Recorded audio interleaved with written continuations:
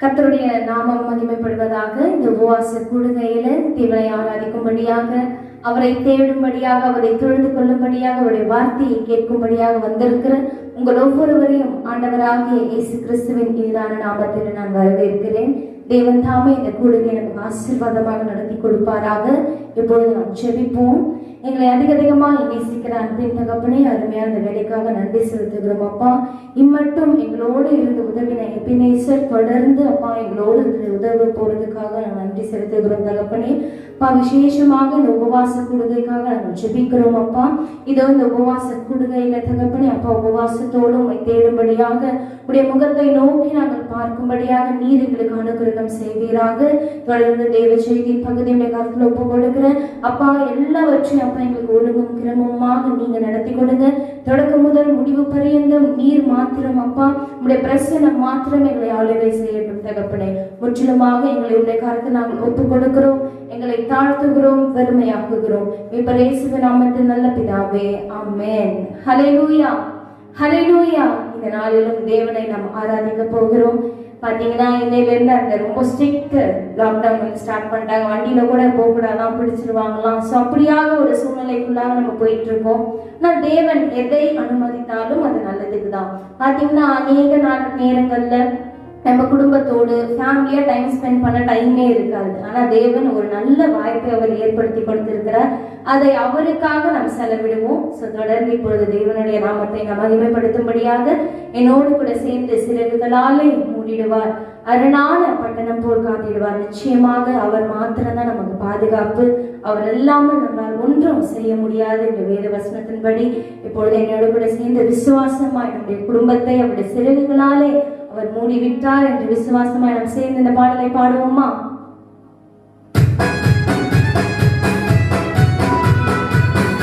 விசுவாசத்தோடு குடும்பத்தில் இருக்கிற எல்லாரையும் கண்மொழி கொள்ளுவாங்க.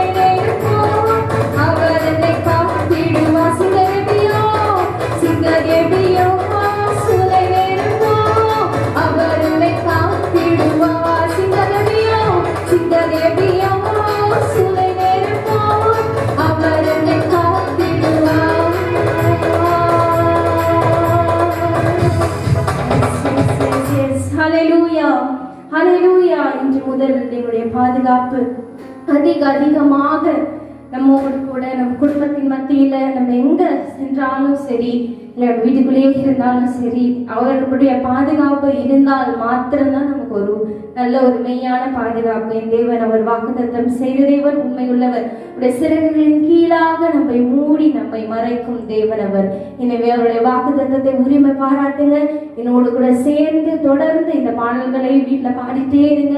நிச்சயமாக தேவனுடைய ஒரு பெரிதான பாதுகாப்பு உங்க வீட்டை சுற்றி, உங்கள் எல்லையை சுற்றி, உங்கள் மூலமாக உங்களை சுற்றி இருக்கிறவர்கள் எல்லாருக்கும் ஒரு பாதுகாப்பு இருக்கும்படியாக இந்த நாளில் தேவன் நமக்கு அனுகிரகம் செய்வாராக. தொடர்ந்து தேவன் தாமே நம்மை நடத்துவாராக. ஆமென். Praise the lord. ஆண்டவராகிய இயேசு கிறிஸ்துவின் இனிய நாமத்திலே இந்த கால வேளையிலே உங்களை யாவரையும் வாழ்த்துகிறேன். இந்த உபவாச நாளிலும் இப்பொழுதும் நாம் தேவ சமூகத்திலே கர்த்தருடைய வார்த்தை கேட்க இருக்கிறோம். ஒரு சில விண்ணப்பங்களை தொடர்ச்சியாக நாம் ஜெபிக்க இருக்கிறோம். கர்த்தர் தாமே தொடர்ந்து நம்மை இடைக்கட்டி நடத்துவாராக. தேவ செய்திக்கு முன்பாக ஒரு சில காரியங்களை உங்கள் மத்தியில் பகிர்ந்து கொள்ள விரும்புகிறேன். பிரியமானவர்களே, இந்த நாட்களில் நம்முடைய தேசத்திலும் சரி, குறிப்பாக நம்முடைய தமிழ்நாட்டில் 5வது கட்டமாக ஊரடங்கு சட்டம் விதிக்கப்பட்டுள்ளது. 4 மாவட்டங்கள், குறிப்பாக சென்னை, காஞ்சிபுரம், செங்கல்பட்டு, திருவள்ளூர், இந்த 4 மாவட்டங்களிலும் இந்த ஊரடங்கு சட்டம் கடுமையாக இந்த நாளிலிருந்து விதிக்கப்பட்டுள்ளது. ஜூன் 19ஆம் தேதியிலிருந்து ஜூன் 30ஆம் தேதி வரை ஒரு கடுமையான சட்டம் மீண்டுமாக கொண்டு வரப்பட்டுள்ளது. இந்த காரியங்களை நீங்கள் அறிந்திருப்பீர்கள். இந்த நாட்களிலே தேசத்தை மிகவும் உலுக்கிக் கொண்டிருக்கும் இந்த கொள்ளை நோய் ஒருவேளை உங்களுக்கு தெரிந்திருக்கும். இருப்பினும் நான் ஒரு சில காரியங்களை சொல்ல விரும்புகிறேன். இந்த உலக அளவிலே நாம் பார்க்கும் பொழுது கிட்டத்தட்ட 84 லட்சத்துக்கு மேலாக இந்த வைரஸ் கொரோனா நோயினால அநேகர் பாதிக்கப்பட்டிருக்கிறார்கள் என்றும், இன்றைக்கு உலகம் முழுவதும் பார்த்தீங்க என்றால் கிட்டத்தட்ட 4.5 லட்சம், 4,52,000 மேலாக இறந்து விட்டார்கள் என்றும் நாம் பார்க்கிறோம்.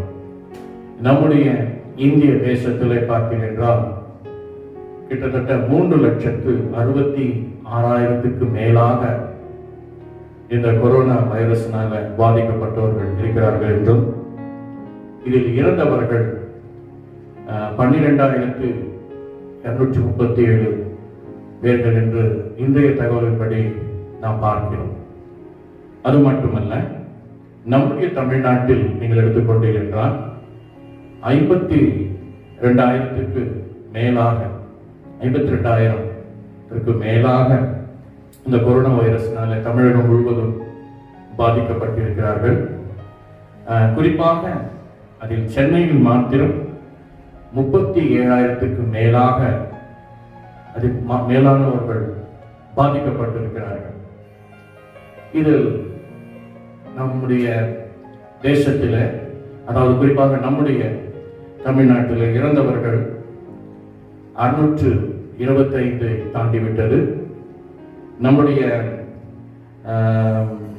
சென்னையில் மாத்திரம் 501 பேர்கள் என்று இன்றைய தகவலின்படி நாம் பார்க்கிறோம். தேவனுடைய பரிசுத்த நாமத்திற்கு மகிமை உண்டாவதாக. எனவே எதற்காக இந்த ஊரடங்கு சட்டம் என்று நீங்கள் பார்த்தீர்கள் என்றால், இந்த நாட்களிலே தேசத்தில் இந்த கொள்ளை நோய் வேகமாக பரவிக் கொண்டிருக்கிறதை நாம் பார்க்கிறோம். அருமையான தேவச்சனமே, ஆகவே இந்த கால வேளையிலே கூட தேவச்சனங்களால் மீண்டும் நாம் வாசித்து கர்த்தருடைய சமூகத்தில் நாம் காத்திருக்க போகிறோம். இந்த வைரஸ் நம்முடைய தேசத்தில், குறிப்பாக நாம் வசிக்கும் பகுதிகளிலும், நம்முடைய குடும்பங்களிலும், குறிப்பாக திருச்சபை விசுவாச குடும்பங்களிலும், நம்முடைய வசிக்கும் பகுதிகளிலும் இது மேற்கொண்டு பரவாதபடி தேவ ஜனத்தை காக்கும்படியாக இந்த நாளிலே நாம் மீண்டும் வாசித்து ஜெபிக்க இருக்கிறோம். இந்த காலவேளையில் நாம் தியானிக்கும் வேத பகுதி பிலிப்பியருக்கு எழுதின நிருபம் 4ஆம் அதிகாரம், பிலிப்பியர் 4ஆம் அதிகாரம், முதலாவது 4ஆம் வசனம். பிலிப்பியர் 4ஆம் அதிகாரம் 4ஆம் வசனம். கர்த்தருக்குள் எப்பொழுதும் சந்தோஷமாயிருங்கள், சந்தோஷமாயிருங்கள் என்று மறுபடியும் சொல்லுகிறேன். தொடர்ந்து 6 to 8 வசனங்கள். நீங்கள் ஒன்றுக்கும் கவலைப்படாமல் எல்லாவற்றையும் குறித்து உங்கள் விண்ணப்பங்களை ஸ்தோத்திரத்தோடு கூடிய ஜெபத்தினாலும் வேண்டுதலினாலும் தேவனுக்கு தெரியப்படுத்துங்கள். அப்பொழுது எல்லா புத்திக்கும் மேலான தேவ சமாதானம் உங்கள் இருதயங்களையும் உங்கள் சிந்தனைகளையும் கிறிஸ்து இயேசுவுக்குள் காத்துக்கொள்ளும். ஆமென். தேவனுடைய பரிசுத்த நாமத்திற்கு மகிமை உண்டாவதாக. இந்த 4 வசனங்களையும் அதில் குறிப்பிடப்பட்டுள்ள சில காரியங்களும் மத்தியில் சொல்ல விரும்புகிறேன். இந்த 4 வசனங்களும் பார்க்கின்றால் நம்முடைய ஆரோக்கியத்திற்கும் நம்முடைய ஜெயத்திற்கும் தேவையான அறிவுரைகளை கொண்டுள்ளதான வசனங்கள். ஆம் பிரியமானவர்களே, நீங்கள் இந்த வேத பகுதியை நீங்கள் சற்று தியானித்து பார்த்தீர்கள் உங்களுக்கு தெரியும்.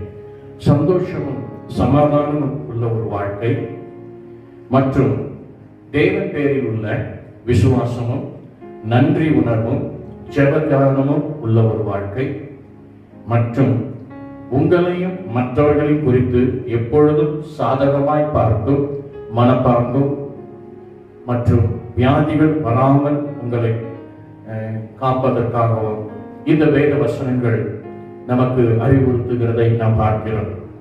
வேறு விதத்தில் சொல்ல போனால் அருமையான தேவசனமே, இந்த வேத பகுதிகள் குறிப்பாக நம்முடைய சரீரத்தில், அதாவது நோய்கள் வியாதிகள் வராமல் தடுக்கும் தடுப்பு மருந்தாக இது காணப்படுகிறது.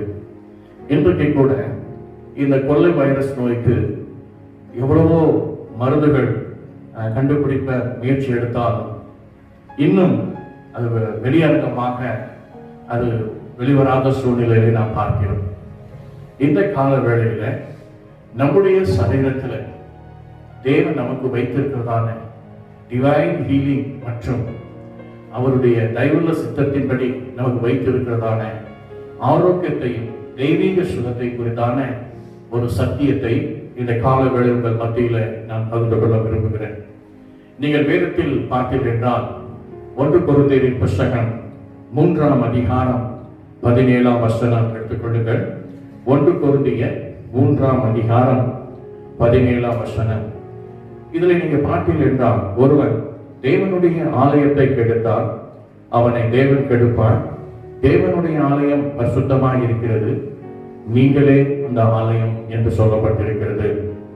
ஆம் பிரியமானவர்களே, இந்த நாட்களில் நாம் பார்க்கிறோம், தேவனுடைய ஆலயத்தை ஒருவன் கெடுத்தால் தேவன் அவனை கெடுப்பார் என்று சொல்லப்பட்டிருக்கிறது.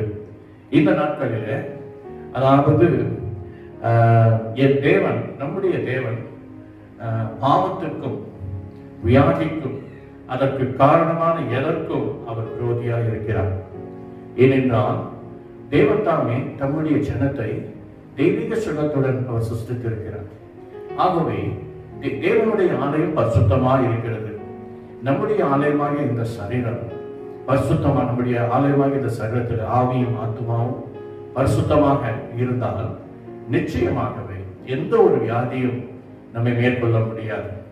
ஆகவே நம்முடைய சரீரத்தில் பாவத்தையும் வியாதியையும் அதற்கு காரணமான காரணங்கள் எதுவாக இருந்தாலும் அது தேவனுக்கு அப்படிப்பட்ட காரியங்களில் தேவன் விரோதமாக இருக்கிறார் என்று இந்த வேத வசனம் நமக்கு வலியுறுத்துகிறது.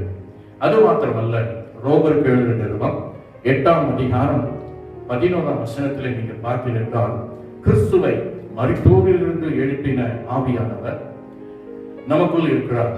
அது மாத்திரமல்ல, இந்த ஆவியானவர் பாவத்தையும் வியாதியையும் மரணத்தையும் மேற்கொள்கிற சகல வல்லமையோடு கூட அவர் நமக்குள் வாசம் செய்கிறார். இந்த காலவேளையில நமக்கு கொடுத்ததான ஒரு நோய் எதிர்ப்பு சக்தி என்று சொல்லலாம். வேறு விதத்தில் சொல்ல போனா நமக்கு கொடுத்ததான ஒரு பெரிய உயர்ந்த டிவைன் பாதுகாப்பு என்று சொல்லலாம், ஒரு தெய்வீக பாதுகாப்பு என்று நாம் சொல்லலாம். அது என்னவென்றால், ஆவியானவர் உங்களுக்குள்ளே எனக்குள்ளே அவர் வாசம் செய்கிறார். இந்த கால வேளையில அருமையான தேவஜனமே, ஆகவே நாம் எப்படி இருக்க வேண்டும்? தேவ பிள்ளைகளுக்கு அன்று கொடுத்த ஒரு பெரிய ஆசீர்வாதம் 3 யோவான் 2 பார்த்தீர்கள், பிரியமானவனே, உன் ஆத்துமா வாழ்வது போல நீ எல்லாவற்றில் வாழ்ந்து சுகமாயிரு என்று இந்த வேத வசனம் சொல்கிறது. ஆகவே தேவனுடைய பார்வையில் நீங்களும் நானும் சுகமாய் வாழ்வதுதான் தேவனுடைய சித்தமாய் இருக்கிறது. ஆனால் இன்றைக்கு அநேக பலவிதமான நோய்களிலே தாக்கப்பட்டிருக்கிறதை நாம் பார்க்கிறோம். ஒரு சில சக்கர வியாதிகளினாலும், இரத்த அழுத்தத்தினாலும், அதிக கொழுப்பு சக்தியினாலும், இதய கோளாறுகளினாலும், சுவாச கோளாறினாலும், சிறுநீரக வியாதியினாலும், அல்சரினாலும் பாதிக்கப்படுகிறதை பார்க்கிறோம். அது மட்டுமல்ல, இப்பொழுது நடமாடி கொண்டிருக்கிற இந்த கொள்ளை நோயினாலும் அநேகர் பாதிக்கப்பட்டு கொண்டிருக்கிறதை நாம் பார்க்கிறோம். இந்த காலவேளையில் அருமையான தேவச்சனமே, தேவனுடைய சித்தம் நாம் சுகமாய் இருக்க வேண்டும் என்றுதான். ஆகவே இப்படிப்பட்ட வியாதிகளை நாம் சுமந்து கொண்டு வாழ்வது தேவனுடைய சித்தம் அல்ல, இது தேவனுடைய விருப்பமும் அல்ல. வேதத்தில் நீங்கள் பார்த்தீர்கள், சங்கீதம் 139:14 நாம் பார்க்கும் பொழுது இதில் இப்படியாக சொல்லப்பட்டிருக்கிறது, நான் பிரமிக்கத்தக்க விதத்தில் அதிசயமாக உருவாக்கப்பட்டிருக்கிறோம் என்று சொல்லப்பட்டிருக்கிறது. நாம் பிரமிக்கத்தக்க விதம், நாம் நம்முடைய ஒவ்வொரு அவைகளின் குறித்து நாம் பார்க்கும் பொழுது தேவன் எப்படி அதிசயப்படத்தக்க விதத்தில் நம்மை சிருஷ்டித்திருக்கிறார் பிரியமானவர்களே. ஆகவே நம்முடைய ஆவி, ஆத்துமா, சரீரம் பரிசுத்த ஆவியானவருடைய ஆளுகைக்கு முழுமையாய் ஒப்பு கொடுத்து இருக்கும் என்றால் நிச்சயமாக எல்லா வியாதியிலிருந்தும் அது நம்மை விடுவிக்கக்கூடியதாக இருக்கிறது. அது மாத்திரமல்ல, ஒரு பூரண விடுதலையை அது பெறக்கூடியதாக இருக்கிறது. ஆகவே தேவன் ஆவியாய் இருக்கிறார். ஆவியாய் இருக்கிற தேவனுக்கு முழுமையாய் நம்முடைய ஆவி, ஆத்துமா, சரீரம் அவருடைய ஆளுகைக்குள் இருக்கும் பொழுது நிச்சயமாகவே தேவன் தம்முடைய ஜனத்திற்கு பரிபூர்ண ஆரோக்கியத்தையும் சுகத்தையும் தருகிறார். ஒருவேளை உங்களுக்கு புரியாமல் இருக்கலாம். நான் ஒரு உதாரணத்தை சொல்ல விரும்புகிறேன். ஒரு ஏரோப்ளைன் எடுத்துக்கொள்ளுங்கள். பெரிய ஒரு ஏரோப்ளைன் அது உயர பறக்க வேண்டும் என்றால் அதற்கு எரிபொருள் அவசியமாய் இருக்கிறது. அந்த இன்ஜினுக்கு அதாவது அந்த ஏரோப்ளைனை மேலே பறக்க செய்யும் அந்த எந்திரத்திற்கு எரிபொருள் அவசியமாய் இருக்கிறது. அந்த எரிபொருள் பெட்ரோல். இந்த பெட்ரோல் உபயோகப்படுத்துகின்ற பொழுது பாருங்க, அந்த எரிபொருள் நிரப்பப்படும் பொழுது அது வேகமாக தரையிலிருந்து மேலே எழும்பி கிளம்பி செல்வதை பார்க்கணும். அதே போல தேவன் தம்முடைய ஜனத்தை, நம்மை சிருஷ்டித்த தேவன் அவருடைய சாயலாக நம்மை சிருஷ்டித்திருக்கிறார். ஆக அவருடைய பிள்ளைகளாக நாம் இந்த நாட்களில பரிசுத்த ஆவியானவர், அதாவது அந்த எரிபொருள் எப்படி ஏரோப்ளைனை மேலே எழுப்புகிறதோ அது போல நமக்கு எரிபொருளாக பரிசுத்த ஆவியானவர் நம்முடைய ஆவி, ஆத்துமா, சரீரத்தை அவர் முழுமையாக ஆளுகை செய்யும் பொழுது நிச்சயமாகவே நாம் தெய்வீக ஆரோக்கியத்தை நாம் பெற்றுக்கொண்டவர்களாக இருக்கிறோம். தேவனுடைய பரிசுத்த நாமத்திற்கு மகிமை உண்டாவதாக. ஆகவே தான் வேதத்திலே நீங்கள் பார்த்தீர்கள் என்றால் அருமையான தேவச்சனமே, நாம் ஆவியிலே வாழ்கின்ற வாழ்க்கை தான் உண்மையான ஒரு வாழ்க்கை. ஆவியிலே நாம் வாழுகின்ற பொழுது அது எப்பேற்பட்ட ஒரு கொள்ளை நோயாக இருந்தாலும் அதனை எதிர்க்கும் சக்தி நமக்கு வருகிறது. இந்த நாட்களில் நோய் எதிர்ப்பு சக்தியாக நாம் சில உணவுப் பொருட்களை, விட்டமின்ஸ் கொடுக்கக்கூடிய சில உணவுப் பொருட்களை சாப்பிட அறிவுறுத்தப்பட்டிருக்கிறோம். இந்த நாட்களில் இந்த எரிபொருள் நமக்கு நம்முடைய சரீரத்திற்கு நோய் எதிர்ப்பு சக்தியை கொடுப்பதாக நாம் பார்க்கிறோம். வேதத்தில் நீங்கள் பார்த்தீர்கள் என்றால் நீங்கள் ஒவ்வொரு நாளும் நம்முடைய வேதத்தில் சரீர ஆரோக்கியத்திற்கு சில விதிமுறைகள் உண்டு. ஆகவே இந்த விதிமுறைகள் படி நாம் வாழும் பொழுதுதான் நாம் ஒரு ஆரோக்கியத்துடன் வாழ முடியும். ஏன் நமக்கு இந்த நாட்களில் கூட தேவ ஜனங்கள் இப்படிப்பட்ட நோயினாலும் இந்த கொள்ளை வைரஸால் தாக்கப்படுகிறார்கள் என்று நாம் பார்க்கும் பொழுது நாம் 24 மணி நேரம் ஆவியிலே நிறைந்த ஒரு வாழ்க்கை வாழ்வது அல்ல. ஏனென்றால் நாம் சில நேரம் மாம்சத்திலே நாம் வாழ ஆரம்பிக்கிறோம். இப்படி நாம் மாம்சத்திலே வாழும் பொழுது அல்லது மாம்சத்திலே நாம் நடக்கும் பொழுது சத்துரு நம்முடைய ஆவிக்குரிய மற்றும் அதாவது அவன் தன்னுடைய ஆயுதங்களை பயன்படுத்தி நம்மை தாக்குகிறான். விதத்தில் சொல்ல போனால், நாம் மாம்சத்துக்குரிய ஒரு வாழ்க்கை வாழும் பொழுது சத்துருவானவன் தனது ஆயுதங்களை பயன்படுத்தி நம்மை தாக்க அவன் முற்படுகிறதை நாம் பார்க்கிறோம். அதுவே தான் பிரியமானவர்களே, கலாத்தியர் 5ஆம் அதிகாரம் 25 நீங்கள் பார்த்தீர்கள் என்றால், நாம் ஆவியினாலே பிழைத்திருந்தால் ஆவிக்கேற்றபடி நடக்க கடவோம் என்கிறது. ஆகவே நாம் ஆவியிலே வாழும் பொழுது நாம் தேவனுடைய ராஜ்யத்துக்குள் வாழ்கிறோம். நாம் பரலோக ராஜ்யத்துக்குரியவர்கள். ஆகவே தான் வேதத்தில் சொல்ல நம்முடைய குடியிருப்போ பரலோகத்தில் உண்டு என்று வேதத்திலே வசனங்கள் நாம் பார்க்கிறோம். அப்படி என்றால் நீங்கள் ரோமருக்கு எழுதின நிருபம் 14ஆம் அதிகாரம் 17ஆம் வசனத்தில் நீங்கள் பார்த்தீர்கள் என்றால், நீங்கள் தொடர்ந்து இந்த வேத வசனத்தை வாசித்து பார்க்கும் பொழுது நீங்கள் தொடர்ந்து நீதியிலும் சமாதானத்திலும் பரிசுத்த ஆவியானுடைய சந்தோஷத்திலும் வளர்வதை காண்பீர்கள். நாம் தேவனுடைய ஆவிக்குள்ளாக பரிசுத்த ஆவியானவர் நம்மை முழுமையாய் நாம் ஒப்புக் கொடுக்கும் பொழுது, தேவனுடைய ராஜ்யத்துக்குள் நாம் இருக்கும் பொழுது, தேவன் நமக்கு கொடுக்கிறதான ஒரு பெரிய ஒரு ஆசீர்வாதம் அவருடைய நீதியிலும் சமாதானத்திலும் பரிசுத்த ஆவியானுடைய சந்தோஷத்திலும் நம்மை அவர் வளர செய்கிறார். தேவனுடைய பரிசுத்த நாமத்திற்கு மகிமை உண்டாவதாக.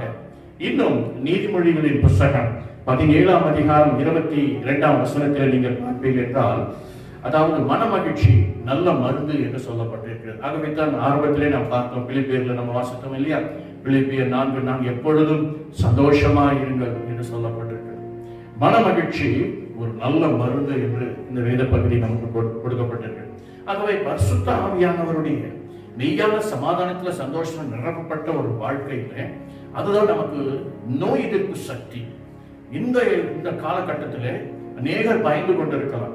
ஒருவேளை இப்படிப்பட்ட வியாதி, இந்த நோய் நம்மை தாக்குமோ, ஐயோ எதிர் வீட்டில் வந்து விட்டது, இவர்களுக்கு வந்து விட்டது, பின்னால வந்து விட்டது என்று கலங்கிக் கொண்டிருக்கிற தேவச்சனமே, இந்த நாட்களில் முழுமையாய் நம்மை பரிசுத்த ஆவியானவருக்கு அவருடைய ஆளுகைக்குள் நாம் இருக்கும் பொழுது எதை குறித்தும் நாம் கலங்க வேண்டியதில்லை. ஏனென்றால் நாம் அப்படி ஆவியானவர் நமக்குள்ளே அப்படிப்பட்ட தேவனுடைய மனமகிழ்ச்சியை நமக்கு தருகிறார். இந்த மனமகிழ்ச்சியோடு கூட எந்த சூழ்நிலையிலும் இப்படிப்பட்ட ஒரு மன மகிழ்ச்சியோடு நாம் இருக்கும் பொழுது நிச்சயமாக அது நமக்கு ஒரு பாதுகாவலாக இருக்கிறது. அது மாத்திரமல்ல, எபேசியர் 6ஆம் அதிகாரம் 10 நீங்கள் 18 வசனங்களை நீங்கள் பார்த்தீர்கள் என்றால், அதாவது தேவன் நமக்கு கொடுத்த சர்வாயுதங்களை கொடுக்கப்பட்டுள்ளது. ஆவிக்குரிய சர்வாயுத வர்க்கங்களை தரித்துக் கொள்ளுங்கள், ஏனென்றால் தீங்கு நாளிலே என்று சொல்லப்பட்டிருக்கிறது. சத்துருவானவன் தன்னுடைய ஆயுதங்களை வைத்து நம்மை தாக்க முற்படும் பொழுது, நாம் இப்பொழுது சொல்லப்பட்ட எபேசியர் 6ஆம் அதிகாரம் 10-18 வரை உள்ள வசனம் நீங்கள் வாசித்து பாருங்கள். அதில் உள்ள சர்வாயுத வர்க்கங்களை தரித்தவர்களுக்கு சத்துருடைய ஆயுதங்கள் ஒன்றும் மேற்கொள்ள முடியாது. ஆகவே இந்த நாட்களில் அருமையான தேவச்சனமே, அது அவன் சத்துருவானம் கொண்டு வருகிற எப்படிப்பட்ட அக்னி ஆஸ்திரங்களானாலும் தேவ பிள்ளைகளுக்கு ஆண்டவர் கொடுத்ததான சர்வாயுத வர்க்கங்கள் நம்ம தரித்திருக்கும் பொழுது சத்துருடைய அக்னி ஆஸ்திரங்கள் ஒன்றும் நம்மை மேற்கொள்வதில்லை. ஆகவே தான் நீங்கள் வேதத்தில் நீங்க பார்த்தீர்கள் என்றால், சங்கீதங்களின் புத்தகம் 34ஆம் சங்கீதம் 12-14 வசனங்கள், 12-14 சங்கீதம் 34 12-14, நன்மையை காணும்படி ஜீவனை விரும்பி நீடித்த நாட்களை அபிஷேகிக்கிற மனுஷன் யார்? உன் நாவை பொல்லாப்புக்கும் உன் உதடுகளை கபட்டு வசனிப்புக்கு விலக்கி காத்துக்கொள்.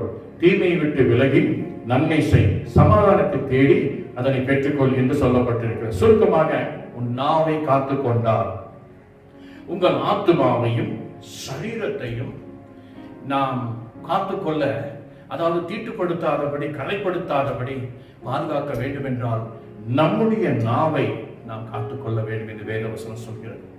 ஏனென்றால் நாவானது நம்முடைய ஆத்துமாவையும் சரீரத்தையும் கரைப்படுத்தக்கூடியதாக இருக்கிறது.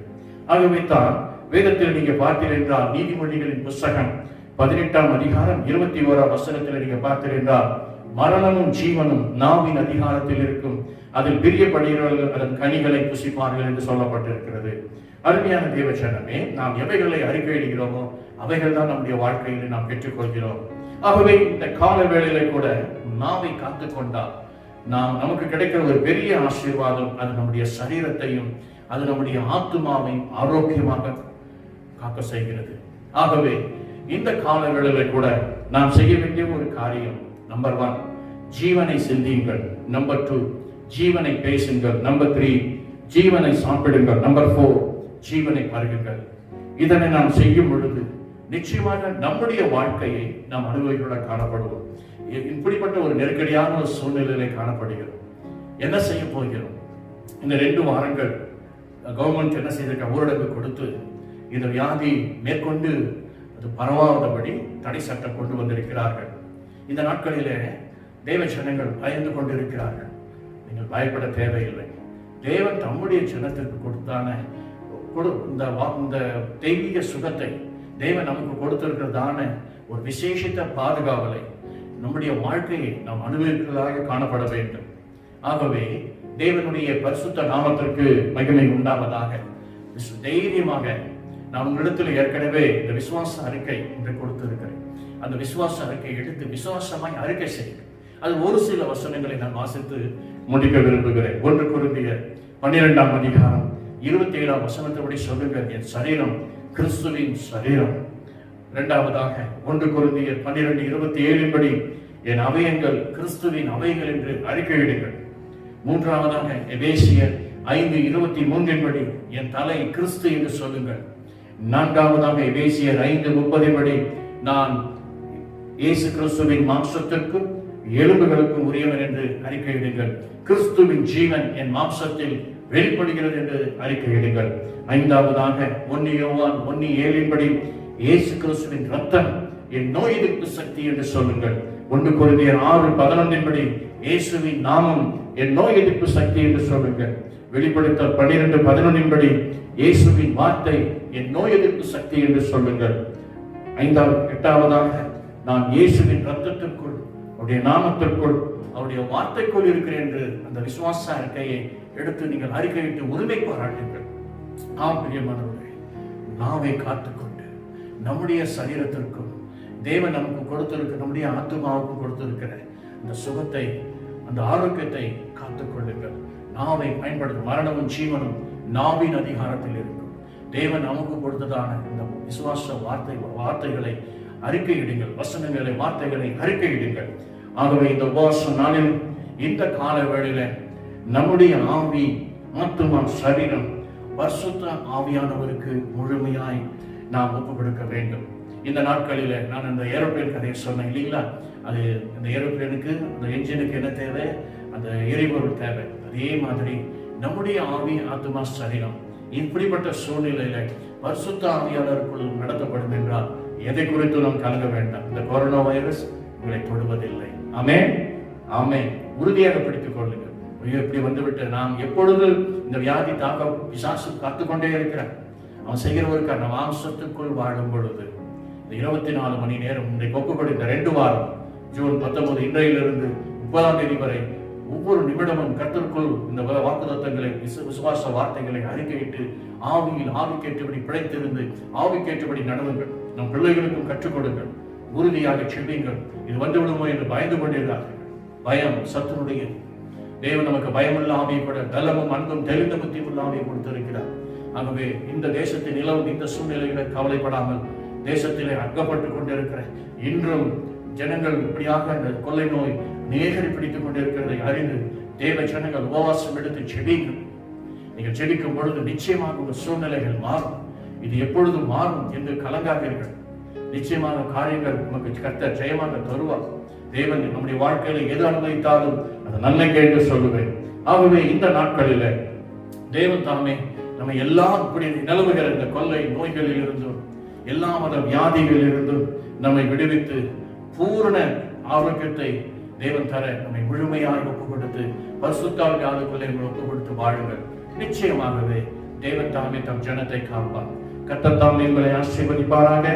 ஆகவே தினந்தோறும் இந்த நாட்களில் மீண்டும் 12 நாட்கள் நமக்கு இந்த ஊரடங்கு சட்டம், எல்லோரும் வீட்டில் இருக்க வேண்டிய சூழ்நிலையில குடும்பமாக இந்த வைரஸ் குறித்ததான வேத அறிக்கை வசனங்களை அறிக்கை செய்து அதை உரிமை பாராட்டுங்கள். நமக்கு நோய் எதிர்ப்பு சக்தி அதுதான். ஏனென்றால் ஆவிக்கேற்றபடி பிழைத்து ஆவிக்கேற்றபடி நடக்க வேண்டும். இந்த வேத வசனத்தின்படி நாம் ஒவ்வொரு நாளும் வாழும் பொழுது நிச்சயமாக தேவன் தம்முடைய ஜனத்திற்கு ஆரோக்கியத்தை தருவார். இந்த கொள்ள நோய் உங்களை தாக்குவதில்லை. இதிலிருந்து நீங்கள் முற்றிலுமாக விடுவிக்கப்பட்டு தேவனுக்கு சாட்சியாக வாழ்வீர்கள். May God bless you all. கர்த்தர் தாமே உங்கள் ஒவ்வொருவரையும் ஆசீர்வதிப்பாராக. ஒரு பாடல் ஒன்றை பாடி நான் ஜெபித்து முடிக்க இருக்கிறேன். எல்லாருக்கும் தெரிந்த பாடல், உன்னதமானவரின் மறைவில் இருக்கிறவர் சர்வ வல்லவர் நிலையில் தங்குவார் என்ற பாடலை பாடி நாம் தேவனுடைய நாமத்தை மகிமைப்படுத்துவோம்.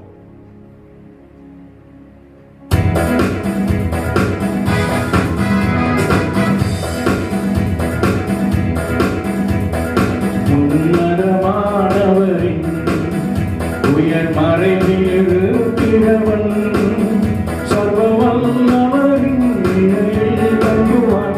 இது பரவசிலாகியமே. சர்வ வல்லவரின் நிழலில் தங்குவான். இது பரவசிலாகியமே. அவர் தெற்கைக்கு அடைக்கலம் புகவேகம் இறங்குகளால் மூடுவார்.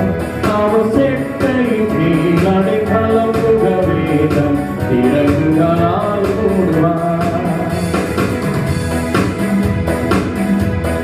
தேவனின் அடைக்கலமே என் கோட்டையும் அரணும் அவர். அவர் சத்தியம் பரிசையும் கேடகமாம் என் நம்பிக்கையும் அவரே.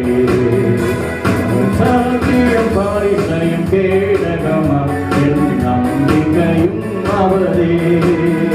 அவர் சேர்க்கைக்கு அடைக்கலம் புகவேகம் திரடுகளால் மூடுவார். அவர் சேர்க்கைக்கு அடைக்கலம் புகவேகம் திரடுகளால் மூடுவார்.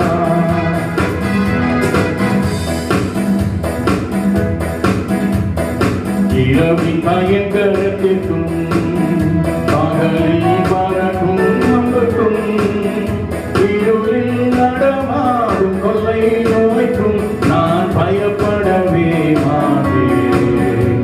இருளில் நடமாடும் கொள்ளை நோய்க்கும் நான் பயப்படவே மாட்டேன்.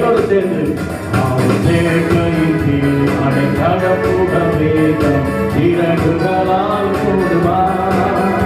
அவர் சேர்க்கைக்கு அடைக்கலம் புகவேகம் இறகுகளால் மூடுவார்.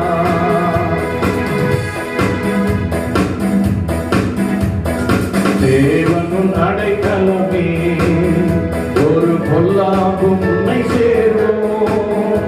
ஒரு மாலையும் கூடாரத்தையும் அணுகாமலே காத்திடுவான். ஒரு மாலையும் கூடாரத்தையும் அணுகாமலே காத்திடுவான். அவர் சேர்க்கைக்கு அடைக்கலம் புகவேகம் இறகுகளால் மூடுவார். அவர் சேர்க்கைக்கு அடைக்கலம் புகவேகம் இறகுகளால் மூடுவார்.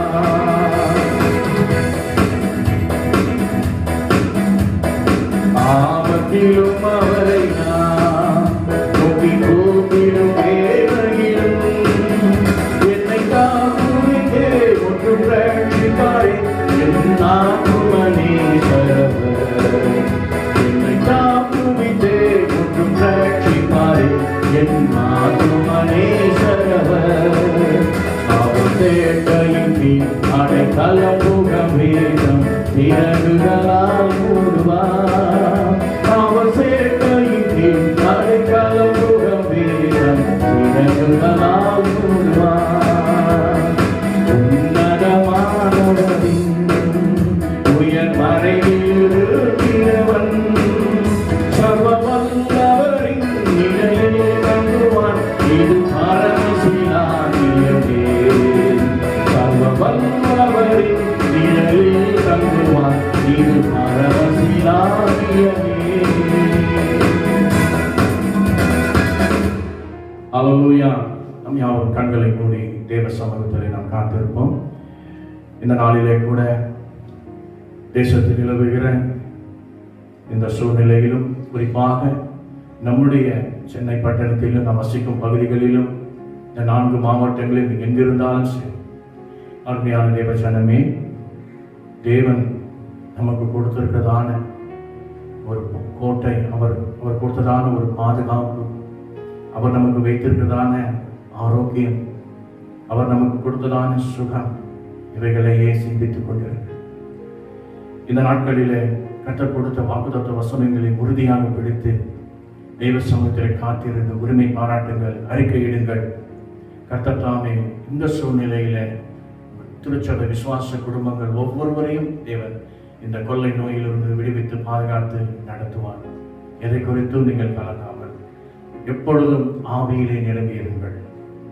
நிச்சயமாக தேவன் தம் ஜனத்தை காப்பார். ஜெபிப்போமா. மகா இருக்கும் கிருபை நிறைந்த எங்கள் நல்ல ஆண்டவரே, இந்த உபவாச நாளிலும் இந்த காலங்கள் தேவ சமூகங்களை தாழ்மைப்படுத்துகிறோம். இந்த வாக்குத்தத்த செய்தியின்படி தேவரே எங்களை முழுமையாய் நாங்கள் ஒப்புக் கொடுக்கிறோம். எங்கள் ஆவி, ஆத்துமா, சரீரம் பரிசுத்த ஆவியால் நாம் நிரப்பப்பட்டு ஒவ்வொரு நாளும் நாங்கள் ஆவிக்கேற்றபடி பிழைத்து ஆவிக்கேற்றபடி நடக்கும் பொழுது இப்பொழுது தேசத்தில் மற்றும் நாங்கள் வசிக்கும் பகுதியில் நிலவுகிற இந்த கொள்ளை நோயிலிருந்தும் எல்லா வியாதியிலிருந்தும் நீர் எங்களை விடுவித்து நீ நடத்துகிறேன் என்பதை குறித்து நாங்கள் அறிந்து கொண்டோம். ஒரு விசை கூட தேவரே இந்த நாளில் எங்களுடைய குறைகள், குற்றங்கள், மீறுதல்கள், துணிகரமான பாவங்கள் எங்கள் ஆவியிலே, ஆத்துமாவிலே, சரீரத்திற்கும் என்றால் எல்லாவற்றையும் இரத்தத்தினாலும் வார்த்தையினாலும் ஆவியினாலும் நாமத்தினாலும் கழுவி எங்களை பரிசுத்தப்படுத்தும்படியாய் ஒப்பு கொடுத்து ஜெபிக்கிறோம். இந்த காலவேளை திருச்சபை விசுவாச குடும்பங்கள் ஒவ்வொருவருடைய சட்டைக்குள்ளே மூடி மறைக்கும்படியாய் ஒப்பு கொடுத்து ஜெபிக்கிறோம். இந்த கொள்ளை நோயினாலும் ஒருவர் கூட தாக்கப்படாதபடி எங்கள் தேசம் அன்றர் குறிப்பாக நாங்கள் வசிக்கும் பகுதிகள் மற்றும் எங்கள் தமிழ்நாட்டில் இந்த கொள்ளை வைரஸ் நோய் முற்றிலுமாய் விலகத்தக்கதாக இதோ நாங்கள் ஒருமித்து உபவாசத்தை ஜெபிக்க இருக்கிறோம். இந்த உபவாச கூடுகையில் தொடர்ச்சியாக நாங்கள் ஜெபிக்க இருக்கிறோம். ஆண்டவரே தேவரே, எங்கள் தமிழ்நாட்டை, எங்கள் தேசத்தை, எங்கள் இந்தியாவை முற்றிலுமாக நீ ஒருவர் மாத்திரமே பாதுகாக்க முடியும் என்பதை நாங்கள் விசுவாசிக்கிறோம், அறிக்கையிடுகிறோம். தேவன் தாமே நீ பாதுகாத்து வழி நடத்துவீராக.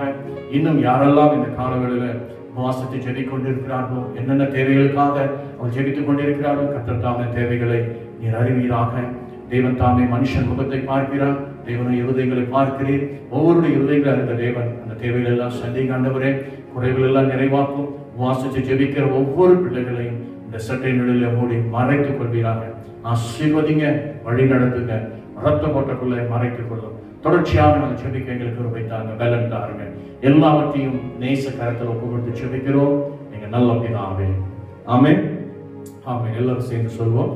என் ஆத்துமாவே கர்த்தரை ஸ்தோத்திரி, என் முழு உள்ளமே பரிசுத்த நாமத்தை ஸ்தோத்திரி.